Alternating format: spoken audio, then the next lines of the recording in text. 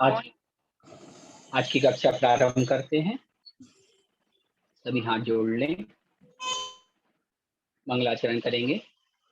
नमिदूर बड्डमाणं परमपाणं जिनं तिसोद्धेन मोक्षामि लयनसारं सायारणयाणधम्येनं नमो अरिहन्ताणं नमो सिद्धाणं नमो आयिरीयाणं नमो अध्यायाणं नमो लोये सव्वसाहुरम्। बोलिए देवादिदेव श्री ऋषभदेव भगवान की जय। परम पूज्य आचार्य गुरुवर श्री कुंद कुंद महाराज की जय। परम पूज्य आचार्य गुरुवर श्री विद्यासागर महाराज की जय। परम पूज्य मुनि पुंगव श्री सुधा सागर महाराज की जय। रैमशार ग्रंथ राज की जय। सभी के लिए जय जिनेन्द्र। आइए आज की कक्षा अपन प्रारंभ कर रहे हैं। अपन ने कल 35 गाथाओं का स्वाध्याय कर लिया था। आज उससे आगे 36वें नंबर गाथा से अपन आज स्वाध्याय प्रारंभ करेंगे। आप लोगों ने कल का होमवर्क किया होगा। कल कुछ गाथाएं 31 नंबर से 35 नंबर तक की गाथाएं आपको याद करने के लिए दी गई थी और अभी आपसे वह पूछी जाएंगी कि किसने याद की हैं किसने नहीं की हैं, वो कक्षा के बाद में।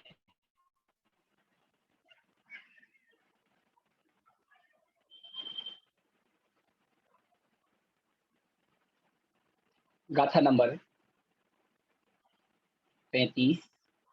प्रियंका पाटिल जी कुछ कह रहे हैं, आपने याद की हैं क्या? माइक अनम्यूट हाँ करें।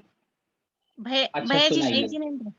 भैया जी जय जय जिनेन्द्र। जिनेन्द्र। जय भैया जी आपने जिनेन्द्र। कल कल बताया था ना, निर्मली खाने के बाद पाप लगता है वो। निर्मली नहीं बोलते उसको, निर्माल्य हाँ सॉरी ना। भैया, निर्मल निर्मल बोलते हैं ना। हाँ वो पंडित लोग खाते जी। हैं, उसको क्या कहते हैं पंडित, उनको पाप नहीं हाँ लगता क्या? हाँ, नहीं नहीं, देखो ध्यान रखना। मैंने कल बताया था पूजा प्रतिष्ठा से जो शेष द्रव्य है, हाँ मैंने कल आपसे कहा था, एक प्रश्न भी आया था सुरेश जी का कि उनने कहा था कि जैसे कोई कर्मचारी है तो उसके लिए अलग व्यवस्था रखनी चाहिए। पहली बात हाँ ठीक है भैया। कि जैसे आपने कोई कार्यक्रम कराया, किसी भैया जी को बुलाया, उसमें पंडित जी को आपने उनको सम्मान किया, तो पहली बात वो हाँ आपके पास आए तो उन्होंने अपने श्रम का दान दिया, श्रम दान दिया, उन्होंने ठीक है। आपसे कुछ रिक्वायरमेंट नहीं रखा था। अब आप वहां से कहाँ व्यवस्था बना रहे हैं? ध्यान रखना, पूजा के निमित्त से, प्रतिष्ठा के निमित्त से, जिन पूजा के निमित्त से आपने पैसा जोड़ा और हाँ ठीक है उसको उपयोग करना है, तो उसका उपभोग कौन कर रहा? आपके यहाँ जो पुजारी आया या जो पंडित जी आए या जो भैया आया, वो उसको उपयोग कर रहे हैं क्या? पहली बात, उनका उस पर अधिकार था क्या? उनका तो उस पर अधिकार नहीं था। फिर उनके पास वो द्रव्य उनके पास कहाँ से आई? किसने दी उनको राशि?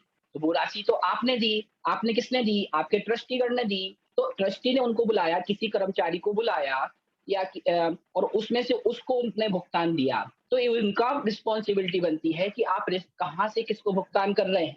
तो उसका दोष अगर वो दे रहे हैं तो दोष का भागीदारी पहले नंबर वो होंगे। क्यों? क्योंकि आपने किसी को काम पे रखा। मान लीजिए कोई विद्यालय है, कोई संस्थान है, संस्थान किससे चल रहा है? समाज के पैसों से चल रहा है, आपने उसमें दान दिया। अब उसमें कोई कर्मचारी अगर कार्य कर रहा है, तो उस कर्मचारी को किस कहाँ से पैसा आएगा? कहाँ से उसको आप भुगतान करोगे? तो जो पैसा वहाँ आपने सहयोग दिया था, उस सहयोग के पैसे से उनको वो ट्रस्ट दान में दे उनको उसको भुगतान देगा, उनको तनख्वाह देगा। तो यहाँ पे जानना कि जब मैं स्वयं उस पे हक जमा के कर रहा हूँ, जैसे मैंने इकट्ठा किया बहुत सारा पैसा मंदिर के निमित्त से और मैं उसको खुद भोग रहा हूँ, तो मैं उसको निर्माल्य का दोषी माने जाएँगे। लेकिन ये ध्यान रखना, जैसे कोई धार्मिक संस्थान है, कर्मचारी लगे हैं, कोई मैनेजर है, कोई पुजारी है, कोई वहाँ पे पूजा पाठ करा रहा है, तो उसके लिए आपको व्यवस्था करनी है कि आपने अगर उसको हायर किया है, आपने उसको बुलाया है कि कार्यक्रम कराना है, आपको उसको देना है, तो वो आपकी व्यवस्था, आपको उसकी व्यवस्था करनी, क्योंकि किसी को बुलाएँगे तो उसका मेहनताना तो उसको देना पड़ेगा, क्योंकि वो अपनी मेहनत दे रहा है, तो आपको उसको कुछ भुगतान करना पड़ेगा, तो आप उसको भुगतान कहाँ से कर रहे हैं? अगर आप उसमें से भुगतान कर रहे हैं, तो ये आपका दोष है। क्यों? क्योंकि आपने किसी को घर में बुलाया है, तो आपको ये विवेक रखना है कि उसको कहाँ से भुगतान कर रहा है। तो उसको, जैसे कोई कर्मचारी है, कोई संस्था है, तो उसको उसमें नहीं लेना है।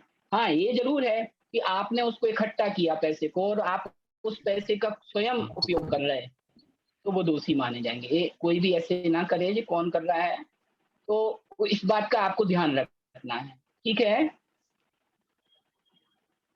दूसरी चीज़, ठीक है गुरुजी। जय जैसे जिनेंद्र। महाराष्ट्र का, हाँ, सुनिए पाटिल जी, जैसे कर्नाटका में होता हाँ, है, कर्नाटक में क्या होता, जो पंडित होता वो ही मंदिर का सब कुछ करता व्यवस्था। वहाँ पे कर्नाटक में क्या होता है कि हाँ जैसे कोई, जी। हाँ, तो उसको ही पूरी रिस्पॉन्सिबिलिटी रहती है, वही मंदिर में साफ-सफाई करेगा और उसके बाद जो भी सामग्री रहती है, उस पे पूरा का पूरा अधिकार उसका ही होता है। तो वो दोष का पात्र बन जाएगा। क्यों? क्योंकि मंदिर में कोई चढ़ोतरी आ रही है, मान लीजिए किसी ने मंदिर में चावल चढ़ाए, द्रव्य चढ़ाई, तो कर्नाटका में क्या होता कि वहाँ एक परिवार के लिए वो पूरा उम, उसको पूरी रिस्पॉन्सिबिलिटी दे दी जाती है। अब वो पूरी व्यवस्था करता है और पूजा के बाद में जो सामग्री बचती है, वो उसको ले जाता है। तो वो तो दोष में माना जाएगा, लेकिन क्यों? क्योंकि मंदिर में वस्तु चढ़ाई गई और पूरी की पूरी वस्तु कौन ले गया? वो सामने वाला व्यक्ति ले गया, तो वो तो दोस्त में माना जाएगा। लेकिन अगर आपने किसी को हायर किया, किसी को किराए पे बुलाया है अपने यहाँ, तो उसको, आपको उसका वेतनमान तो देना पड़ेगा। और उस वेतनमान की व्यवस्था आप कहाँ से कर रहे हैं? वो आपको स्वयं की व्यवस्था है, वो आपको स्वयं करनी पड़ेगी। लेकिन अगर कोई व्यक्ति, मंदिर के निमित्त से कोई वस्तु इकट्ठी की गई, दान इकट्ठा किया गया, वो स्वयं उसको उसको अपने उपयोग में ला रहा, तो वो ज़रूर निर्माल्य का दोषी रहेगा और उसको उसका परिणाम भुगतना ही पड़ेगा। ठीक है? जी। कोई भी जो पीडीएफ आपको यहाँ शेयर की जा रही है, उस पर कोई भी पेन ना चलाएँ। आइए, गाथा देखते हैं अपन। पहली बात, कल की कोई गाथाएँ किसी ने याद की हैं क्या? हैंड रेज़ कीजिए। कल जो आपको पाठ पढ़ाया गया था 21 नंबर से लेके 35 नंबर गाथा तक, उसमें से किसी ने अगर याद किया है तो अपना हैंड रेज़ कर सकते हैं।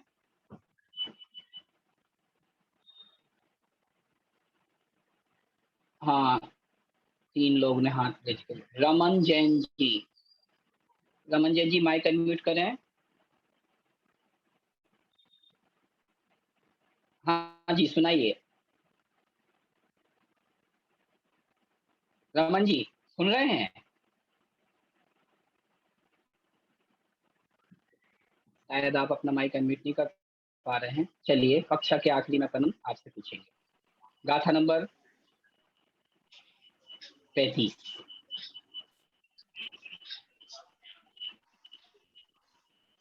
ये कल अपन ने पढ़ ली थी। इसको एक बार फिर से अपन देख ही ले रहे हैं। इसका, अभी किसी ने कहा कि इसका कुछ अर्थ आप बता दीजिए। आइए देखते हैं। गाथा नंबर 35।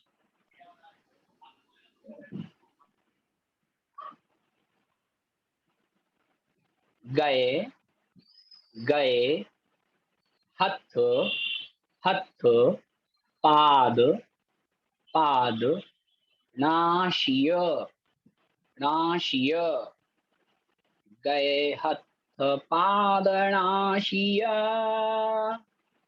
कन्न, कन्न, उरंगुल, उरंगुल, विहीन, विहीन, दिठीय, दिठीय। पूरी पंक्ति देखें फिर से।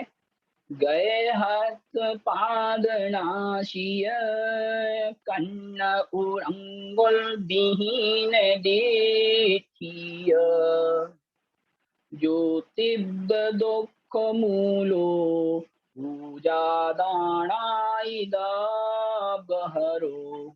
देखिए कौन पेन चला रहा है?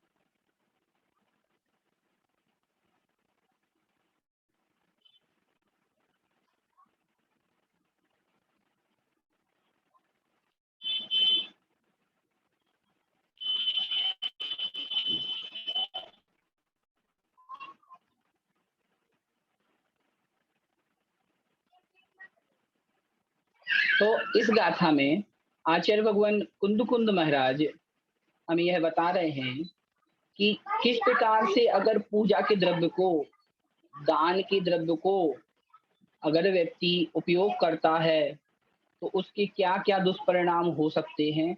यह 35 नंबर गाथा में कल बताया गया था, जिसे अपन एक बार फिर से यहाँ पे रिवीजन कर रहे हैं। जो लोग कल नहीं जुड़ पाए थे वो इसको देख लें। क्या कहा, एक एक पद से अर्थ देख लें। आपके मोबाइल स्क्रीन पे मैंने पीडीएफ शेयर किया है। जो दूसरी पंक्ति के प्रथम में लिखा हुआ है, जो व्यक्ति, जो श्रावक, उसी के आगे देखो क्या लिखा, पूया दाणाई दव्य हरो। पूया दाणाई दव्य हरो अर्थात पूजा, दान आदि की, दव्य हरो द्रव्य का हरण करता है। जो पूया दानाई दब्बहरो पूजा दान आदि की द्रव्य का हरण करता है, वह गए हत पादनाशी। गए हत, हत यानी हाथ, पाद यानी पैर, नाशी यानी नासिका, कर्ण यानी कान, उर यानी छाती, अंगुल यानी अंगुल से हीन, और क्या, दिठ्ठीय विहीन, दिठ्ठ यानी दृष्टि से विहीन यानी अंधा होता है। और तीव्र दुख मूलो, और तीव्र दुखों को प्राप्त करता है। इस प्रकार से यहाँ 35 नंबर गाथा में निर्माल द्रव्य के भक्षण का पाप कल अच्छे से यहाँ आपको समझाया गया था। ये गाथा हम कल पढ़ा दिए थे, आज इसका रिवीजन करवाया है। आइए 36वें नंबर गाथा से आज का हमारा स्वाध्याय है। मोबाइल स्क्रीन पर गाथा नंबर 36 में उच्चारण करना है।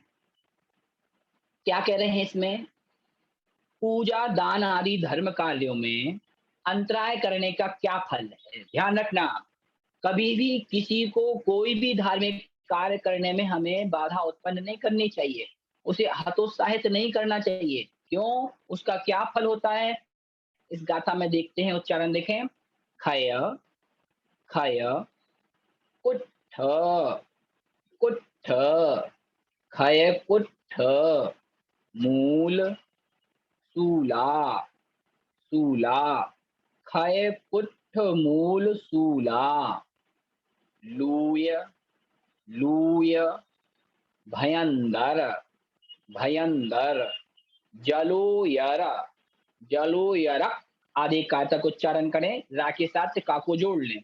जलोयरक खिसिरो खिसिरो। पूरी पंक्ति को देखें एक बार फिर से, खय कोट मूल सूला, लूय भयंदर जलो यरा खिसरो। दूसरी पंक्ति, सीदुन्नह बाहिराई बाहिराई, सीदुन्न बाहिराई, पूया पूया दानंतराय दानंतराय कम्म फलम कम्म फलम। पूरी पंक्ति फिर से देखें, सीरुन्न बाहिराई, पूया दानांतराय कम्म फलम। पूरी गाथा एक बार फिर से उच्चारण करें, सभी लोग अपने अपने स्तर पे जरूर उच्चारण करें। खय कुट्ठ मूल सूला, लूय भयंदर जलो यरा खिसरो, शीदुन्न बाहिराई, पूया दानांतराय कम्म फलम। आइए गाथार्थ देखते हैं। पहली पंक्ति से। क्षय कुष्ठ मूल शूला। क्षय यानी क्षय रोग। क्षय रोग किसे बोलते हैं? टीबी। किसी को टीबी हो जाए, टीबी को हिंदी में क्षय रोग बोलते हैं, शरीर क्षय होने लगता। क्षय अर्थात क्षय रोग यानी टीबी। कुष्ठ, कुष्ठ यानी कुष्ठ रोग। उसके बाद मूल स्थूला, मूल व्याधि, एक कोई व्याधि होती होगी, मूल व्याधि। उसके बाद कहा लूय, लूय यानी लूता। लूता एक वायु का रोग है, गैस बनती है उसमें, वायु का रोग है लूता। लूता अथवा मकड़ी का फड़ना। भयंदर, भगंदर नाम का रोग। जलोयर, जलोयर यानी जलोदर, पेट में पानी भर जाता है और पेट फूलने लगता है, ऐसा जलोधर नाम का रोग। खिशरो, खिशरो यानी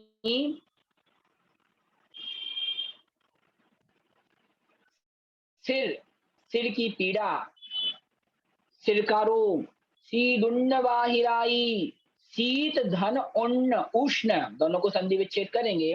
शीत यानी शीत से, उन्न अर्थात उष्णता से उत्पन्न होने वाले रोग। बाहिराई अर्थात और भी व्याधियां। ये सब किसको होती हैं?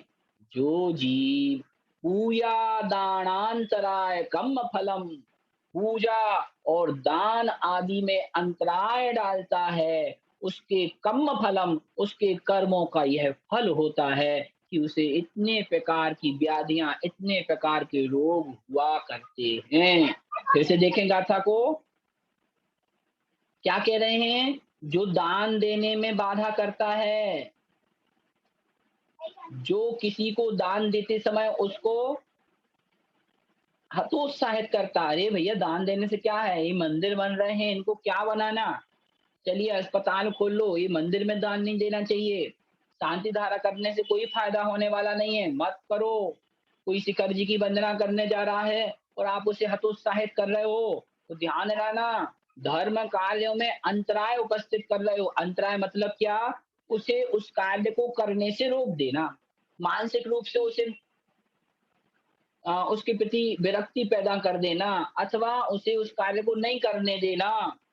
जैसे किसी महिला के दान देने के भाव हैं और उसका पति कहे कि नहीं, पर्याप्त मात्रा में धन है लेकिन पतिदेव नहीं करने दे रहे हैं दान, तो ध्यान देना, आपने उसको अंतराय कर्म, अंतराय बांध दिया। और अंतराय का क्या फल होने वाला है? अच्छा, भगवान कुंद कुंद 36 नंबर गाथा में कह रहे हैं, खय कुष्ठ मूल शूला, ऐसा व्यक्ति क्षय रोग अर्थात टीबी का रोगी होता है।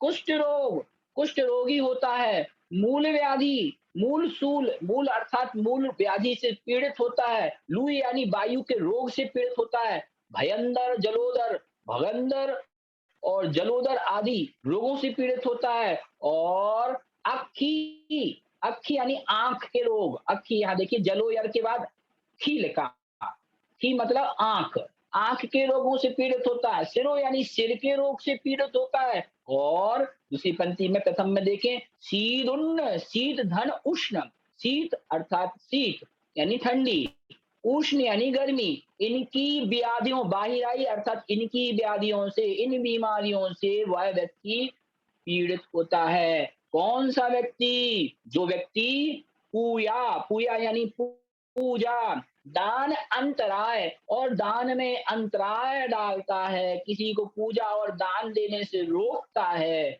मन से, वचन से, काय से, उसके कर्म फलम, उसके कर्मों का फल यह हुआ करता है कि वह व्यक्ति क्षय रोग, कुष्ठ रोग, मूल रोग और लूता अर्थात वायु रोग, भय भगंदर, जलोदर, आंख का रोग, सिर का रोग, शीत उष्ण सन्निपात आदि व्याधियों से वह व्यक्ति पीड़ित होता है।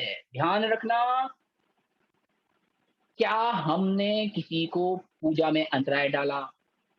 क्या हमने किसी को दान देने से, दान देने में उसको रोका, उसे हतोत्साहित किया या उसे दान नहीं देने दिया? ध्यान रखना, अगर ऐसा किया है तो एक सब कर्म का फल आपको भोगना पड़ेगा। इसलिए आज इस गाथा को याद कर लेना, और जब कभी भी किसी के दान देने के भाव हो, पूजा करने के भाव हो, इतना भी नहीं कहना उनसे, जैसे किसी के मंदिर जाने के भाव हुए, पूजा करने के भाव हुए, और आप लोग क्या कह देते हैं, अपन लोग क्या कह देते हैं, रुको आधा घंटे बाद हम भी आपके साथ चलेंगे। आपने इतना उसको कह दिया, तो ध्यान रखना, आपने तो बोल दिया, लेकिन आधा घंटे का विघ्न आपने उसके मंदिर के पूजा पाठ में डाल दिया, और निश्चित रूप से वह आधा घंटे का अंतराय आपको कभी ना कभी आपको भी इस प्रकार का अंतराय कर्म उपस्थित करेगा।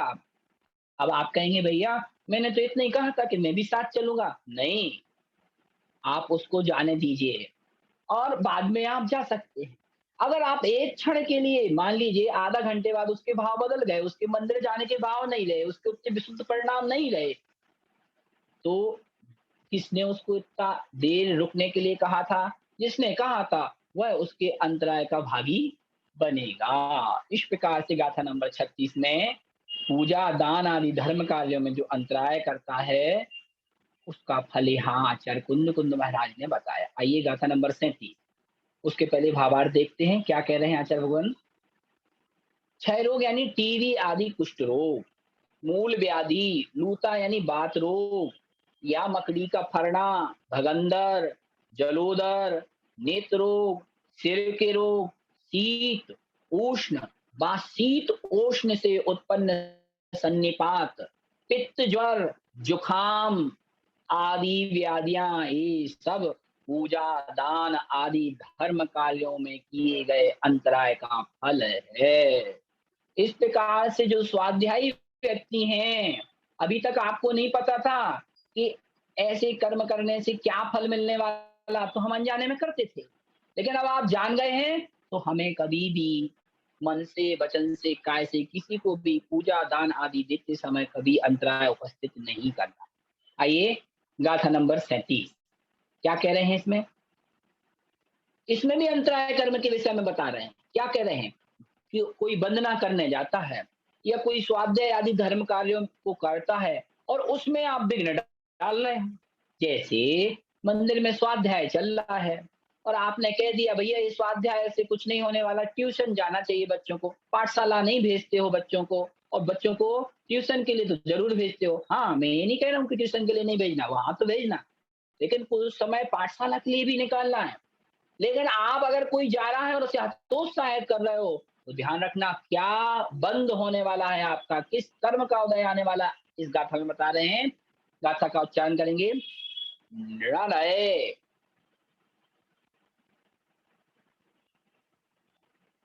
अभी आपको जो पीके जैन जी पूछ रहे हैं, अभी कक्षा के आखिरी में आपको फिर से इसको स्पष्ट करेंगे। नरय, नरय, नरय यानी नरक, तिरियाई, तिरियाई यानी तिरियंच, तिरी यानी तिरियंच, इसको तोड़ेंगे तो क्या निकलेगा? तिरियाए और धन आई, तिरियाए धन आई, त्रिय माने त्रियंच, आई यानी आदि। फिर से देखें, नरये यानी नरक, तिरियाए, तिरिया यानी त्रियंच, आई यानी आदि, दुगई दुर्गति, दारिद्र दरिद्रता यानी गरीबी, वियलंग, वियलंग यानी विकलांग होना, हानि और हानि होना, काय में हानि होना?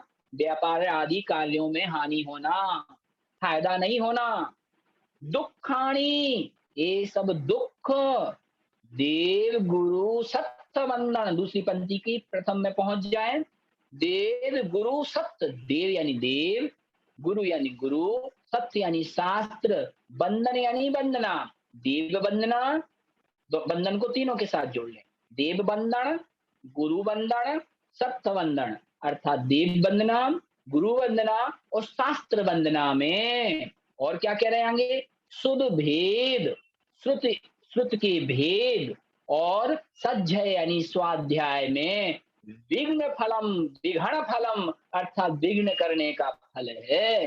ध्यान रखना, फिर से देखें पहली पंक्ति में, नरे नरक गति में जाना, तिरियाई त्रियंच आदि कुगतियों में जन्म लेना, दुर्गति यानी कुगतियों में जाना, दारिद्र बहुत अधिक दरिद्रता होना, घर में परिवार में संपन्नता नहीं होना, विकलांग विकलांग होना, शरीर के अंग पूर्ण नहीं होना, हानि कोई भी व्यवसाय करता है लेकिन उसको उसमें हानि हो रही है।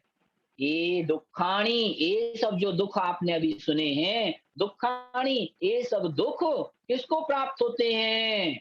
देव गुरु सत्य वंदना, जो देव वंदना, गुरु वंदना, सत्य यानी शास्त्र वंदना, श्रुत भेद, जिनवाणी के भेद, और सज्जय, सज्जय अर्थात शास्त्र के स्वाध्याय में विघ्न फलम, विघ्न का फल इसको है, या जो विघ्न करता है उसको ये फल प्राप्त होते हैं। इस प्रकार से इस गाथा में अंतराय कर्म के फल का व्याख्यान आचार्य भगवान कुंद कुंद महाराज ने किया। ध्यान रखना है, क्या हम कभी देव गुरु शास्त्र के निमित्त से, श्रुत के निमित्त से, स्वाध्याय के निमित्त से किसी को विघ्न किए हैं? अगर किए हैं तो आगे से हमें इससे बचना है। देखिए भावार्थ में क्या कह रहे हैं? नरक, त्रियंच आदि दुर्गतियां, दरिद्रता, विकलांग, व्यापार आदि कार्यों में हानि और दुख, ये सब देव वंदना, गुरु वंदना, शास्त्र वंदना, श्रुत भेद और स्वाध्याय में विघ्न करने का फल है। श्रुत भेद से क्या तात्पर्य है? जैसा जिनवाणी में कथन नहीं है और आप वैसा कह रहे हो, उसमें विघ्न कर रहे हो, नहीं इस शास्त्र में अलग है, इस शास्त्र में अलग है, हम इस शास्त्र को नहीं मानते, इस शास्त्र को मानते हैं। ऐसे भी हम लोग की धारणा होती है कि हमारे मन माफिक नहीं हुआ तो हम उसमें विघ्न उसको कह देते, नहीं ये अलग है, ये शास्त्र, ये आचार गलत है, ये गलत है। इस प्रकार से भी आप अगर कर रहे हो, श्रुत में भेद कर रहे हो, श्रुत माने जिनवाणी में भेद कर रहे हो, तो निश्चित ही अंतराय कर्म का बंध कर रहे हो। अर्थात जो जीव देव शास्त्र गुरु की वंदना में विघ्न करता है, श्रुत में भेद करता है और स्वाध्याय में विघ्न करता है, वह जीव नरक, त्रियंच आदि दुर्गति को प्राप्त करता हुआ विकलांगी, हानि युक्त होकर के संसार के सभी विचित्र दुखों को प्राप्त करता है। बंधुओं, यह बात आचार्य भगवान कुंद कुंद ने भगवान जिनेन्द्र की वाणी, अरहंत की वाणी में पूर्वाचार्यों के अनुसार इसका कथन किया। इसलिए मैं ध्यान रखना, कभी भी देव गुरु शास्त्र की वंदना में विघ्न नहीं डालना, कभी जिनवाणी में भेद नहीं करना, कभी भी स्वाध्याय में विघ्न नहीं करना, नहीं तो इस प्रकार के दुर्गतियों के दुखों को हमें भोगना पड़ेगा। आइए अगली गाथा देखते हैं, गाथा नंबर 38। कई लोग बोलते हैं भैया पंचम काल है, पंचम काल में धर्म नहीं होता, वो ऐसी विशुद्धि नहीं बनती। इसी बात को यहाँ आचार्य भगवान कुंद कुंद महाराज कह रहे हैं, पंचम काल है, हाँ जरूर पंचम काल है। यहाँ विशुद्धि में आपकी विशुद्धता में हीनता हो सकती है। क्यों? क्योंकि द्रव्य, क्षेत्र, काल, भाव और भव, इनका प्रभाव भी इस पर पड़ता है। क्या कह रहे हैं? आइए गाथा देखते हैं। सम्म सम्म विसोही, विसोही, सम्म विसोही, तब गुण चारित, चारित आदाता और पूराता, षण्णान, षण्णान, दान, दान, परिहीणम, परिहीणम। पूरी पंक्ति फिर से देखें। सम्म विसोही तव गुण, सम्म विसोही तव गुण, चारित षण्णान दान परिहीणम। दूसरी पंक्ति। भरहि, भरहि, दुस्सम, दुस्सम, याले, याले, भरहि दुस्सम याले, मणुयाणम, मणुयाणम, जायदे, नियदम, नियदम। पूरी पंक्ति फिर से देखें। भरहे दुस्सम याले, मनुयाणं जायते नियतम्। पूरी गाथा फिर से देखें। सम्मविशो हि तव गुण चारित्र षण्णान दान परिहीणम् भरहे दुस्तमयाले मनुयाणं जायते नियतम्। आइए अर्थ देखते हैं। गाथा नंबर 38। सम विशोही, सम यानी सम्यक्त में, विशोही यानी विशुद्धि। सम विशोही यानी सम्यक्त में विशुद्धि। तव यानी तप, गुण यानी गुण, शील आचरण, चारित्र यानी उत्तम चारित्र, षण्णान, षण यानी सम्यक, तृणान यानी ज्ञान, सम्यक ज्ञान, दान परिहीनम, दान में परिहीनता, दान देने में हीनता, ये सब धरहे, इस भरत क्षेत्र में, दुस्समयाले, दुस्मा याले यानी काल में, नियतम यानी निश्चित रूप से, मनुयाणम जायदे, मनुयाणम यानी मनुष्याणाम, मनुष्यों के जायदे यानी होता है, उत्पन्न होता है। फिर से देखें, यह काल का प्रभाव है। आचार्य भगवान कुंद कुंद कह रहे हैं कि पंचम काल, भरत क्षेत्र में पंचम काल में, मनुयाणम यानी मनुष्यों के, नियतम यानी निश्चित रूप से, जायदे यानी यह उत्पन्न होता है। क्या होता है? सम्म विशोही, सम्यक दर्शन में विशुद्धि की कमी। देखिए परिहीनम लिखा है, पहली पंक्ति के आखिरी में परिहीनम लिखा। इस परिहीनम को सबके साथ जोड़ लो। जैसे सम्म विशोही परिहीनम यानी सम्यक दर्शन की विशुद्धि में परिहीनता, तव परिहीनम, तप में परिहीनता, गुण परिहीनम, शील में परिहीनता, आचरण में परिहीनता, चारित्र परिहीनम, चारित्र में परिहीनता, संज्ञान सन्नान परिहीनम, सम्यक ज्ञान में परिहीनता, दान परिहीनम, दान देने में परिहीनता। यानी जो अंत दीपक है, इसमें जो परिहीनम पद दिया है, यह अंत दीपक है। इसको सबके साथ जोड़ लेना, समविशोही के साथ, तप के साथ, गुण, चारित्र, सम्यक ज्ञान और दान, सबके साथ परिहीनम जोड़। अर्थ क्या होगा? समविशोही अर्थात सम्यक दर्शन की विशुद्धि, विशोही यानी विशुद्धि में परिहीनता, तव परिहीनम, तप में परिहीनता, गुणों में परिहीनता, चारित्र में परिहीनता, सम्यक ज्ञान में हीनता, दान देने में हीनता, यह सब भरहे, इस भरत क्षेत्र में, दुस्समयाले, दुस्मा काल में, नियतम निश्चित रूप से, मनुयाणम जायदे, मनुष्यों की जायदे यानी होती ही है। यह काल का प्रभाव है कि जैसी भी शुद्धि चौथे काल में होती थी वैसी अभी नहीं हो रही।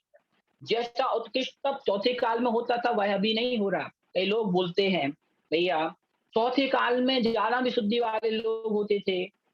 भैया हाँ होते थे, और वह यह भी कहते हैं पंचम काल में कोई मुनि अच्छे नहीं हो रहे हैं, कोई भैया जी श्रावक लोग वैसी विशुद्धि वाले नहीं हो रहे। भैया इसमें उस श्रावक की या उस श्रावक का कोई दोष नहीं है, वह तप करने की प्रयास तो कर रहा, लेकिन पंचम काल का यह प्रभाव यहाँ से भगवान कुंद कुंद महाराज स्पष्ट रूप से कह रहे हैं। सम्य विशोही परिहीनम, जैसी सम्य दर्शन में विशुद्धि चतुर्थ काल में हुआ करती थी, वैसी सम्य दर्शन में विशुद्धि इस पंचम काल में नहीं हो सकती। क्यों? क्योंकि वैसा काल नहीं। जैसा उत्कृष्ट तप पूर्व में होता था वैसा पंचम काल में नहीं हो सकता, लेकिन होता है। यहाँ ये नहीं कहा कि हीनम, यहाँ ये कहा कि परिहीनम, जैसी विशुद्धि पहले थी वैसी अभी नहीं है, लेकिन है। उतनी मात्रा में, उतनी क्वांटिटी में नहीं है, लेकिन कम मात्रा में है। लेकिन वैसी विशुद्धि, वैसा तप, वैसा आचरण, वैसा सम्यक ज्ञान आज भी जीव के हो सकता है। और वैसा नहीं है तो उसमें काल का प्रभाव हमें यह जानना चाहिए। इस प्रकार से 38 नंबर गाथा में इसका भावार्थ अपन देखते हैं आपकी मोबाइल स्क्रीन पर। गाथा नंबर 38 का भावार्थ। अर्थ, इस भरत क्षेत्र में दुष्मा पंचम काल में मनुष्यों के सम्यक की विशुद्धि, तप, गुण, मूल गुण, उत्तर गुण, सम्यक चारित्र, सम्यक ज्ञान व दान में द्रव्य क्षेत्र काल भाव की अपेक्षा हीनता नियम से होती है। अर्थात इस पंचम काल का ऐसा ही प्रभाव है। इस समय भरत क्षेत्र में छायक सम्यक दृष्टि, तपस्वी, मूल गुणों के व उत्तर गुणों के पूर्ण धारक, ध्यान रखना, यहाँ पे थोड़ा सा सुधार कर लें।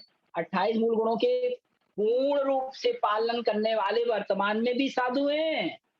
और क्या कह रहे हैं? सम्यक चारित्र, चारित्र, ज्ञान, सुपात्र, दान में इनमें परिहीनता नियम से देखी जाती है। क्यों? क्योंकि संयम नहीं है। पहले के समय में मुनिराज जंगल में निवास करते थे। ठंडियों के दिनों में नदी के किनारे निवास करते थे। गर्मियों में चोटी पे, पहाड़ की चोटी पे जाके तप साधना करते थे, क्योंकि वैसा उनका शयनन उत्कृष्ट शयनन होता था। लेकिन आप कहें कि वर्तमान में ऐसा करने लगे? नहीं। कुंदकुंड महाराज ने स्पष्ट किया, पंचम काल में मेरा दुश्मन भी जंगल में निवास न करे। पंचम काल में मुनियों के लिए आदेश है कि जंगल में नहीं रहना, बसतिका में रहना। क्यों? क्योंकि वैसा शयनन नहीं है।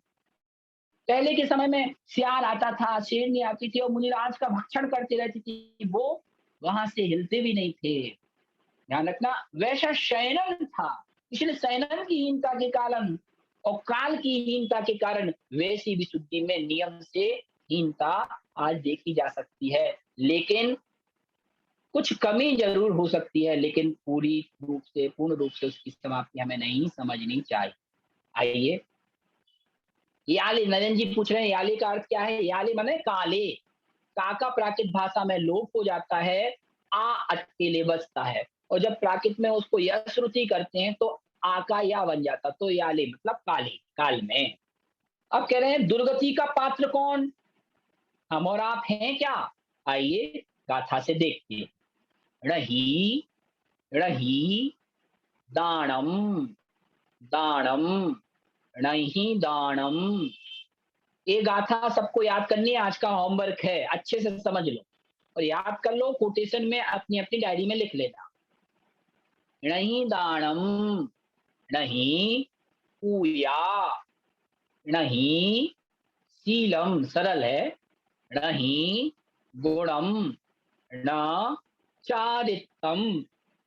पूरी पंक्ति देखें, नहीं दानम, नहीं पूया, नहीं शीलम, नहीं गुणम, न चारित्रम। दूसरी पंक्ति, जे जे जैणा, जैणा, जे जैणा, भरिया, भणिया, भणिया, ते णे णे रैया, णे रैया, होंती होंती। ऐसे देखें, जे जैणा, भणिया,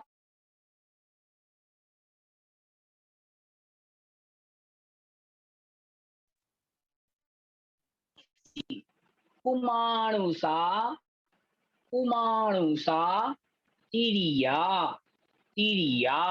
आइए पूरी गाथा का फिर से उच्चारण करते हैं। आप लोग भी अपने अपने स्तर पे उसका उच्चारण करें। नहीं दानम, नहीं पूया, नहीं शीलम, नहीं गुणम, न चारित्रम, ये जैना भणियाते निरैया होंति कुमारू सातिरिया। बहुत ही सुंदर गाथा है, इसे सभी को याद करना है। क्या कह रहे हैं? उन लोगों के लिए उपदेश है जो दान नहीं देते, शील आचरण का पालन नहीं करते, पूजा नहीं करते, उनकी क्या दुर्गति होने वाली है, ध्यान से देख लीजिए। नहीं दानम, जे यानी दूसरी पंक्ति के प्रथम में लिखा हुआ है जे, इसे सबसे आगे ले लो। जे यानी जो पुरुष, जो मनुष्य नहीं दानम, नहीं यानी नहीं करता है क्या? दान। जो पुरुष दान नहीं देता, नहीं पूजा, जो पुरुष पूजा यानी पूजा नहीं करता, नहीं शीलम, जो शील आचरण अच्छा आचरण नहीं करता, नहीं गुणम, जो गुणवान नहीं है, गुणों का पालन मूल गुण, श्रावक के अष्ट मूल गुण हैं, जो मूल गुणों का पालन नहीं करता, न चारित्रम, जो चारित्र का पालन नहीं करता, ते, दूसरी पंक्ति के मध्य में लिखा हुआ है ते, ते यानी वे लोग क्या होते हैं, नेरैया, ऐसे वे लोग नेरैया अर्थात नारकी, कुमानुषा, कुमानुष, तिरिया अर्थात त्रियंच, होंती यानी होती हैं। फिर से देखें 39 नंबर गाथा की अंतिम पंक्ति को, हाँ 39 नंबर गाथा की अंतिम पंक्ति को देखें। ते यानी ऐसे वे लोग, नेरैया यानी नारकी, कुमानुषा कुमानुष, तिरिया अर्थात त्रियंच, होंती यानी होते हैं। ऐसा किसने कहा, किसने बताया, जैना भणिया, जैना अर्थात यतीना, यतियों के द्वारा, मुनियों के द्वारा ऐसा भणिया यानी कहा गया है। फिर से गाथा को देखें पहली पंक्ति से, कौन दुर्गति को पात्र होता है, किसकी अच्छी गति नहीं होने वाली है, कौन त्रियंच बनेगा, कौन कुमानुष यानी अच्छा मनुष्य नहीं बनेगा, कौन नारकी बनेगा, कौन नरक में जाएगा, जो पुरुष, जे यानी जे पुरुष, नहीं दानम जो दान नहीं देते, नहीं पूजा जो पूजा भी नहीं करते, नहीं शीलम जो अच्छा आचरण नहीं करते, नहीं गुणम जो मूल गुणों का पालन नहीं करते, न चारित्रम नहीं चारित्र का पालन करते हैं, ये ऐसे बेपुरुष नेरैया कुमानुषा तिरिया होंती, नेरैया अर्थात नारकी, कुमानुषा यानी कुमानुष, तिरिया यानी तिरियंच, होंती यानी होती हैं। यह किसने कहा, जैना भणिया, ऐसा जैना यानी यतियों के द्वारा, मुनियों के द्वारा, भणिया यानी कहा गया है। ध्यान रख लेना, इस गाथा में यह कुंद कुंद महाराज स्पष्ट कह रहे हैं, हमारे परिवार में कई लोग ऐसे हो सकते हैं, हमारे आसपास या हम खुद ऐसे हो सकते हैं जो दान नहीं देते, जो कभी पूजा नहीं करते, जो कभी शील अच्छा आचरण नहीं पालन करते, जो अपने मूल गुणों को, श्रावक के अष्ट मूल गुण हैं, वह अपने मूल गुणों को, अपने कर्तव्यों को पालन नहीं करते, जो अपना चारित्र अच्छा नहीं रखते, ऐसे लोग सावधान हो जाएं। क्यों, आचार्य भगवान कुंद कुंद महाराज अरहंत की वाणी से कह रहे हैं, ऐसे ते यानी वे लोग नेरैया नार की बनेंगे, कुमानुषा कुमानुषों में जाके जन्म लेंगे, त्रिया होंती और त्रियंचों में जाके जन्म लेंगे। ऐसा यैना, जैना भणिया, जैना अर्थात यतियों के द्वारा भणिया यानी कहा गया है। इस प्रकार से भावार्थ देखेंगे, मानव पर्याय की दुर्लभता को जानकर प्रत्येक मानव का कर्तव्य है कि वह जीवन में पूजा, दान, शील, गुण, चारित्र का आचरण शक्ति अनुसार अवश्य करे। यदि नहीं करता है तो उसे दुर्गति का पात्र अवश्य बनना पड़ता है। बंधुओं, आप में से ऐसे कितने लोग हैं जो पूजा नहीं करते? चलिए, कितने लोग हैं जो दान नहीं देते? अभी तक नहीं दिया है तो अब आगे से हमें अपने में सुधार करना है। एक गाथा का उच्चारण करके अपन आज की कक्षा को विराम देंगे। क्या कह रहे हैं 40 नंबर गाथा में? हेयोपाधि से रहित जीव मिथ्या दृष्टि है। ये मतलब क्या छोड़ने योग्य है, उपाधि मतलब क्या ग्रहण करने योग्य है। जो यह नहीं समझता कि छोड़ने योग्य क्या है और ग्रहण करने योग्य क्या है, वह जीव मिथ्या दृष्टि है। ऐसा आचार्य भगवान कुंद कुंद महाराज 40 नंबर गाथा में कह रहे हैं। क्या कह रहे हैं, आइए गाथा अर्थ देखते हैं। णवी न वी न वी जानई, जानई कज्ज, कज्ज मकज्जम, मकज्जम न भी जानई कज्ज मकज्जम, सेय मसेयम, सीयम मसीयम, पुण्य पुण्य, पावम पावम, ही पूरी पंक्ति देखें। नबीजाई काजम काजम, नबीजाई काजम काजम, सीयम सीयम पुण्य पावम ही। दूसरी पंक्ति। तच्च, दो चा है, एक हलंत चा, आधा चा और पूर्ण चा। तच्च मतच्चम, धम्म धम्म, मधम्मम मधम्मम, सो सम्म, उम्मुक्को उम्मुक्को। आइए पूरी गाथा का उच्चारण करें, सभी लोग को बोलना है। रवि जाणई कज्जम कज्जम, सीयम सीयम पुण्य पावम ही। तच्चम तच्चम धम्म मधम्मम, सोसम उम्मोको। आइए इसका अर्थ देखते हैं, क्या कह रहे हैं भगवान कुंद कुंद। जो यानी जो पुरुष, अध्यार से ले लेना है, जो को इसमें नहीं लिखा है लेकिन आपको ले लेना है। जो यानी जो पुरुष पहली पंक्ति में पहुंच जाए। कज्जम अकज्जम, कज्ज यानी करने योग्य, अकज्जम यानी नहीं करने योग्य। जो पुरुष कज्ज यानी करने योग्य कार्य, अकज्ज मकज्ज यानी नहीं करने योग्य अकर्तव्य आदि को, सेय मसेयम, शेय यानी कल्याणकारक, मसीह यानी अकल्याणकारक, पुण्य पावम, पुण्य यानी पुण्य, पावम यानी पाप। दूसरी पंक्ति में पहुंचे। तच्च मतच्चम, तच्च यानी तत्व, मतच्चम अर्थात अतत्व, धम्म मधम्मम, धम्म यानी धर्म, मधम्मम यानी अधर्म को। पहली पंक्ति की सबसे शुरुआत में पहुंच जाए। अब नबी को जोड़े। नबी यानी न भी अर्थात नहीं, जान यानी जानता है, सो यानी वह पुरुष, निश्चय से ही यानी निश्चय से, सम उन्मुख को, सम्यक से रहित, उन्मुख यानी रहित है। निश्चय कर लेना। आप और हम पूछते हैं भैया, वर्तमान में केवल ज्ञानी तो है नहीं, तो हम यह निश्चय कैसे करें कि कौन सम्यक दृष्टि है, कौन मिथ्या दृष्टि। ये लक्षण बता दिया चल भगवान कुंद कुंद महाराज ने। ये लक्षण जिसमें दिख जाए उसको जान लेना कि यदि सम्यक प्राप्त नहीं किया हुआ ये व्यक्ति है। कौन कौन से लक्षण बताए उनने, फिर से देखें गाथा को।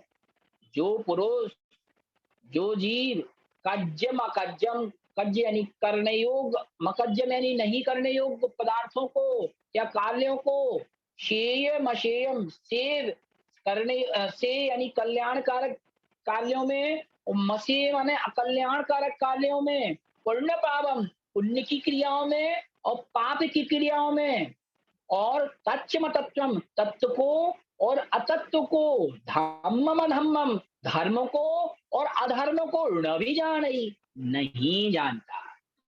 जो कार्य अकार्य को नहीं जानता, कल्याण अकल्याण को नहीं जानता, पुण्य पाप को नहीं जानता, तत्व अतत्व को नहीं जानता, धर्म अधर्म को न भी जानी, नहीं जानता, तो ऐसा वह पुरुष सम उन्मुख को, सम्यक से उन्मुख यानी रहित है, ऐसा हमें जान लेना चाहिए। अब अपने अपने ऊपर लगा लो सब लोग। क्या हम कर्तव्य अकर्तव्य को जानते हैं? क्या हम अच्छे कल्याणकारक कार्यों को और अकल्याणकारक कार्यों में भेद करना जानते हैं? क्या हम पुण्य पाप को समझते हैं और उसके अनुसार आचरण करते हैं? क्या हम 7 तत्व और 9 पदार्थों को जानते हैं या उससे विपरीत में भेद समझते हैं? क्या हम धर्म कार्य और अधर्म कार्य को जाने यानी जानते हैं? अगर जानते हैं तो सम्यक दर्शन से सहित मानना, अपने आप को सम्यक दृष्टि मानना। अगर ऐसा नहीं जानते हैं तो आचार्य भगवान कुंद कुंद महाराज कह रहे हैं, सम्मुख को, शो सम्मुख को, ऐसा वह जीव सम्यक से उन्मुख यानी रहित जानना चाहिए, अर्थात मिथ्या दृष्टि जानना चाहिए। आइए इसका भावार्थ देखते हैं क्या कह रहे हैं। अर्थ, जो जीव, कर्तव्य अकर्तव्य, कार्य अकार्य, कल्याण अकल्याण, श्रेय अश्रेय, पुण्य पाप, तत्व अतत्व, धर्म अधर्म को नहीं जानता है, वह निश्चय से वस्तुतः सम्यक से रहित है। इस प्रकार से बहुत ही उपयोगी रत्नों को आचार्य भगवान कुंद कुंद महाराज हमें निरंतर इन गाथाओं के माध्यम से दे रहे हैं। और आज अपन ने 40 नंबर गाथा तक स्वाध्याय किया। गाथाएं जो अभी आखिरी की गाथाएं आ रही, बहुत सरल गाथाएं हैं।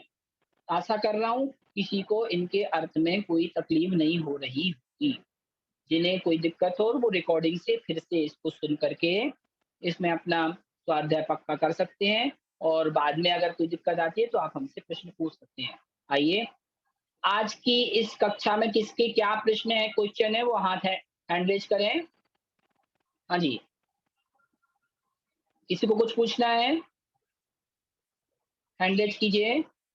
नरेंद्र कुमार जी मुजफ्फरनगर से हैंड रेज किए हैं। अनम्यूट करें अपना माइक और वीडियो भी चालू रखें। नरेंद्र जी, वीडियो भी चालू रखें। हाँ जी,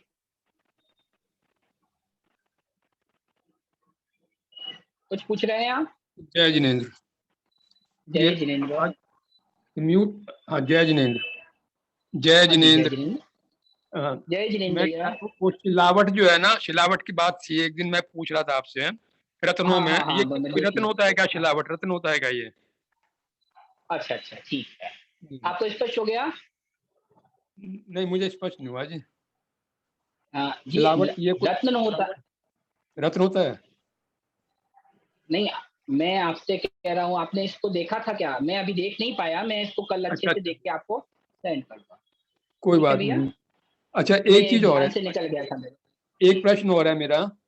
25 नंबर गाथा जी। में दूसरी लाइन, दूसरी पंक्ति में पहला शब्द है, उसका उच्चारण जी, जानना चाहता हूँ मैं। 25 नंबर गाथा। हाँ, पहला हाँ, मैं शब्द है। निकालता हूँ। आप हाँ जी, गाथा बोलेंगे क्या? गाथा तो नहीं है आप मेरे गाथा? पास। गाथा तो मोबाइल अच्छा में मैं ही है जी। हाँ जी। अच्छा अच्छा, मैं आपको बताता हूँ 25 नंबर गाथा। और कोई प्रश्न? दूसरी पंक्ति में पहला शब्द। हाँ, मैं देख रहा हूँ। एक ये 35 नंबर था में गै शब्द का क्या अर्थ है जी? गै शब्द का 35 नंबर गाथा में गै, गत गए, गत गत यानी रहित। गत गत गए माने मान, रहित। गत यानी गए मान रहित। रहित। ठीक है जी। हाँ, गए को संस्कृत में बनाएंगे तो गत बनेगा, उसका ताका या बन जाएगा। गाथा तो नंबर रहित, 25 में देखिए दूसरी पंक्ति। रहित है जिसका अर्थ, हाँ गए का अर्थ रहित। हाँ ठीक। हाँ हाँ हाँ हाँ। अभी देखिए 25 नंबर गाथा में पूरी गाथा के दूसरी पंक्ति को आपको देखना है। हाँ जी। गब गब गब, गब आधे आधे बात का उच्चारण करें। गब जी गब जी। हब्ब भब्ब मेव, गब भब्ब मेव, गब बब्ब गब। मेव। हाँ जी, गब आधे बातक पढ़े पहले। गब जी। भब्ब मेव मादा भब्ब में। पिदुत। हाँ, जी गब भब्ब मेव मादा पिदुच्च नित्यम कहा निरालसया। जी ठीक है? जी। बच्चों को हाँ जी, माइक बंद कर लें अपना। जय अच्छा जी, जिनेंद्र। जय जिनेंद्र। और जय जिनेंद्र भैया। स्वर्णा जैन जी, अपना माइक और वीडियो दोनों चालू रखें। स्वर्णा जैन जी, अनम्यूट करें माइक। हाँ जी, पूछिए क्या प्रश्न है? जय जिनेंद्र भैया जी। जय जिनेंद्र। हाँ, ये गाथा नंबर 39 में कुमानुषा शब्द आया है, तो यहाँ पर अपन कुमानुषा समझने से भोग भूमि का समझेंगे क्या? हाँ, कुभोग भूमि। कुभोग भूमि, कुभोग। जहाँ पे मनुष्य तो होते हैं। हाँ, उसका जैसे मनुष्य है, उसका सिर है बैल के आकार का, सींग है हाँ, उसके, यानी कुमानुष यानी कुभोग भूमि में जन्म लेगा आप ऐसा। कुभोग भूमि जी, में ही जन्म कुमानुष। लेंगे। जी जी, हाँ हाँ, धन्यवाद। कुभोग भूमि। आप बहुत जी अच्छा जी पढ़ा जी रहे भैया जी। जी, जय जिनेंद्र। धन्यवाद, जय माइक बंद जिनेंद्र। कर लें। हाँ, जी जी। और किसी का कोई प्रश्न हैंड रेज कर सकते हैं। चलिए, ठीक है, अगर आपको कुछ डाउट हो तो कल की कक्षा में आप उसको रख सकते हैं। आज की कक्षा को अपन विराम देंगे। आइए जिनवाणी स्तुति करते हैं, सभी हाथ जोड़ लें। कल का होमवर्क मैंने आपको बता दिया ना, कौन सी गाथा याद करनी है?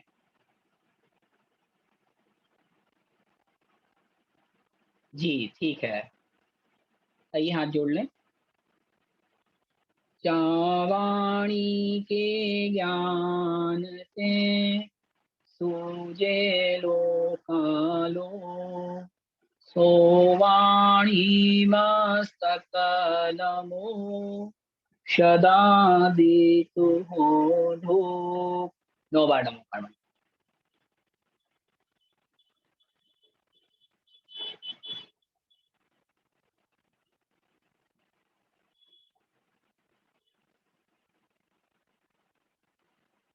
सभी के लिए जय जिनेन्द्र। विशेष सूचना, 23 तारीख को आपका एग्जाम रखा गया है और 21 तारीख तक जितनी गाथाएं हो जाएंगी, एवरेज में लेके चल रहा हूँ 50 तो होंगी ही होंगी। आज अपनी 40 हो गई हैं, 10 गाथाएं मैं कर लूंगा, तो 50 गाथाएं तो आप मान के चलिए, 50 गाथाएं तो आपकी परीक्षा में आने वाली हैं। 21 तारीख को ऑनलाइन टेस्ट होगा, आपको गूगल फॉर्म के जरिए आपको टेस्ट लिया जाएगा, आलोक भैया बता रहे थे। तो 21 तारीख तक जितना हो जाएगा वो 23 तारीख को टेस्ट लेंगे। आज किसी का मैसेज आया था, भैया वो प्रमाण सागर जी की हम पूजा करते हैं, 3 बजे तक पूजा चलेगी, उसके बाद टेस्ट रखना। तो ऐसा अपन संजीव भैया से सांगनेर में बात करेंगे, उस हिसाब से आपकी कक्षा का टाइम, टेस्ट का टाइम रखा जाएगा। ठीक है, आइए कक्षा को यहीं समाप्त करते हैं। जय जिनेन्द्र। न्याय दीपिका के लिए सभी जुड़ सकते हैं।